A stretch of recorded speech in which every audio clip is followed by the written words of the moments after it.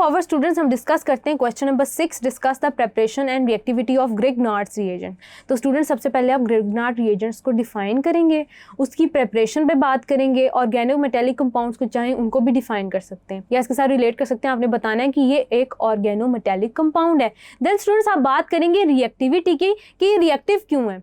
Reactive आपने बताना है कि ये क्यों है, क्योंकि इलेक्ट्रोपॉजिटिविटी है आपके पास मैग्नीशियम की जो इसको बहुत ज़्यादा रिएक्टिव बताती है, और स्टूडेंट्स ये इतने ज़्यादा इलेक्ट्रोपॉजिटिव होते हैं और इस वजह से इतने ज़्यादा रिएक्टिव हो जाते हैं कि आप इनके साथ जितने भी रिएक्शंस कैरी आउट करवाते हैं वो कोशिश करते हैं कि ड्राई कंडीशंस में हो।